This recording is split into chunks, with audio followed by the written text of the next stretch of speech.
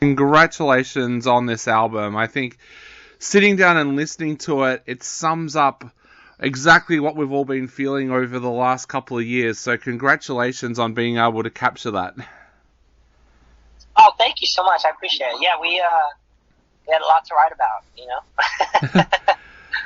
So tell us a little bit about that writing process. Like you said, there was so much to write about. We all went through an event that is a one in a generation event. Tell us a little bit about what it was like sitting down and capturing all those thoughts and feelings on paper. Yeah, it was actually it wasn't hard to write at the beginning of everything, because there was a lot of topics that obviously brought a lot of angst from us. But the hardest obstacle, I think, was trying to not write the pandemic album, because we knew everyone was going through this. We had a bunch of friends in the studio, a bunch of friends writing, and obviously everyone's going through the same thing. So it was a very thin line to walk to make it personable and not just like you said, like a generational event album. Yeah. But the cool thing, I think the really great thing of this album was going to the producer, Will Putney. He really brought a lot out of us and a lot of Miss May I that was missing. Because we've never really in the studio that negative.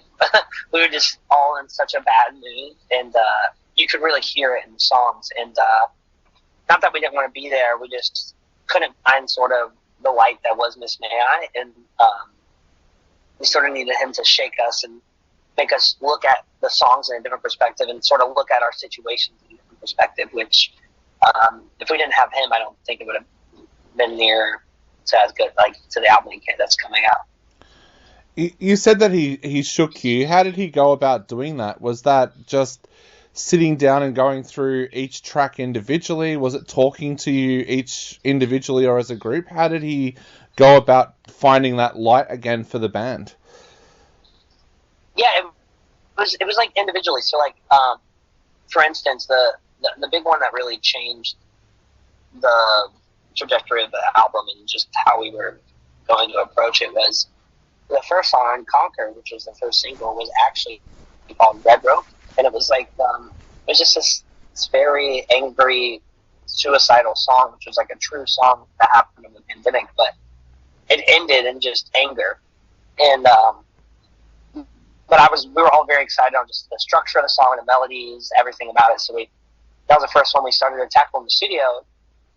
And I thought it was awesome. Everyone thought it was awesome. And Will was like, this is cool, but there's no ending. It's not you guys. This isn't what happened. This isn't, sorry, not what happened, but you guys are here now. Like, there's a resolution. You're not singing in this mindset anymore. And at first I was taken off because we've never really had that much feedback. But the other thing that was cool was he was right. I was like, well, we are here now. We are in the studio. We're like, things are getting back to normal.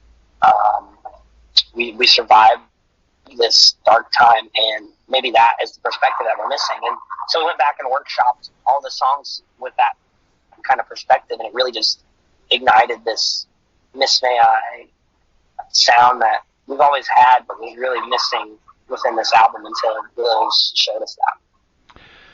Not being able to tour during that time, did that give you guys longer to work on this album? Like, is this the longest that you guys have been in the studio and being able to work on an album? Oh, yeah, by far. And the other thing was, at the end of this album, or at the end, right before the pandemic, we were at the end of an album cycle. So we were already 2 years on an album, and we were like, okay, we'll go back to the studio right around this time. And then the world stopped. So added another 2 years, which put us at, once the album comes out, it'll be 5 years, which is just insane for me to think about. But yeah, it did give us a lot of time. Like, there was a time where the album was actually done. I finished the vocals, the drums were recorded, we packed it all up, and we came home. And we were home for like 2 months. And this was when we were going through that perspective change. And we're like, the album's done, but it's missing something. And in the normal world, without the pandemic, we would have already had tours lined up. There would have been no time to unpack and go back out there. But with this time, and everyone sort of ingesting the album, managers and labels, we sort of wanted to go back and not try it again, but go and workshop it. And Will was the one that was really like, this is what's missing. Like that, because we've always been a positive band, and the positivity just wasn't there. So it really didn't sound. It sounded like Miss May I playing, but the structure and the energy was just not us. And it wasn't that we were trying to be somebody else. It was just we couldn't really channel that, and we didn't know it was missing until he showed us that. One of the things I've always loved about your writing is that you manage to capture human emotion so well in your tracks. Tell us a little bit about your writing process. Like, do you sit down one day and decide I'm going to write a song today, or are these just emotions that you go through and you write when you can write because it's what's coming out on that day? Well, I think a lot of my emotion, I don't really put it all on paper before we go in the studio, write a song or any song we've ever written. I'll have like a little sheet of like topics or lines that I will hear, and I'm like, I have to say this. But I think where the emotion really comes from for our band and what people really hear is that we do the vocals and the lyrics last, so the whole energy has already been created with the album, so or with the song. So it'll come to me with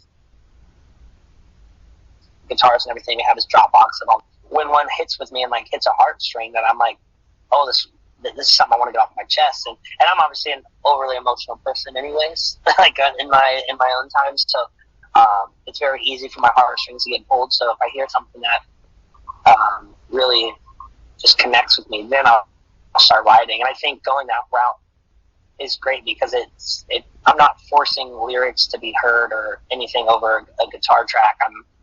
I'm letting that guitar track sort of pull it out of me, and then I feel like I'm not the only one with that. So when I say what is pulling out of me and it resonates with a fan, they hear the guitars and they hear the drums, it resonates with them as well, and that's when it comes full circle.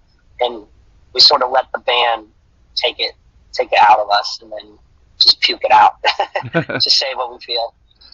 You mentioned about tracks resonating with listeners and with fans. This is an album that I feel that a lot of people are going to sit down and listen to and find themselves thinking, yeah, I've been through that, or I'm going through that at the moment as well. As a band, how do you feel when fans reach out to you and talk about those kinds of things? Because I could imagine that you guys have heard some pretty harrowing stories from fans that are in a bad place or have been in a bad place over the years. It's honestly, it is surreal, but it's why we do it. Like, to see people's energy and to see that they can let themselves go, and maybe a song will unlock something that they couldn't put it into words. Like, I think that's when it's really magical, is when there's an emotion that somebody couldn't really say, and then they hear the song, like, that's what I was trying to say. And that's when I think, because it takes so much for us to write the song, it takes so much out of us to write it, that when we can sort of meet in the middle point, that we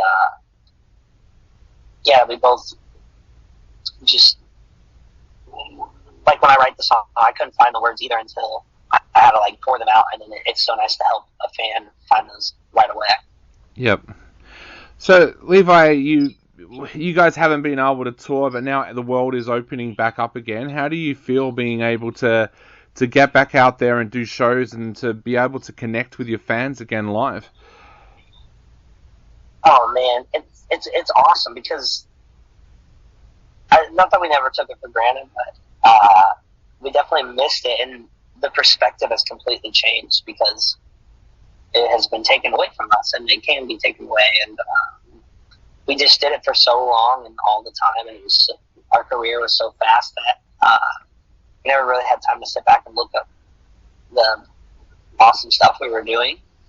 And I think when the world stopped and we can sit back and like reflect on our past 10 years, we really realized how special it was. And now getting to go back out on tour and seeing the same fans that we've seen 15 times, I'm seeing them and hugging them and talking to them in a whole different way because I really got to reflect and understand how important it is and how special it is.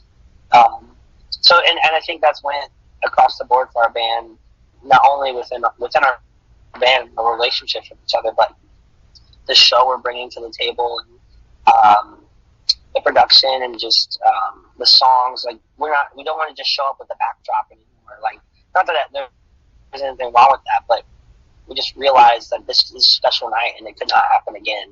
What are we going to do with that? And I think that's something we never really asked ourselves until now. Definitely. Now, the big question that all your Australian fans would like to know, is there any chance that you guys might tour here sometime in the not too distant future?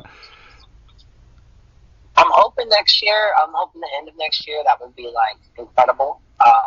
We do have two little new Miss May I babies on the way for early next year. So I know early next year will be some time off for that. But it's definitely in the talks. Awesome. That is some great news that your fans are going to love. And I guess to finish off, I've got two quick questions. First of all, how do you feel now that the album is about to come out? Are you excited that the album is about to be out there for your fans, or are you a little bit nervous because this album does feel like your heart's on the line with this one?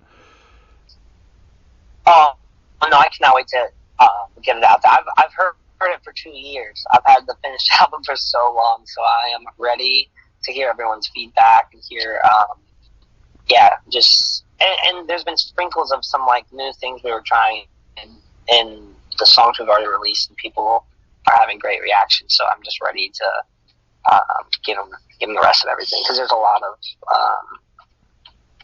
there's just we really put a lot in this one.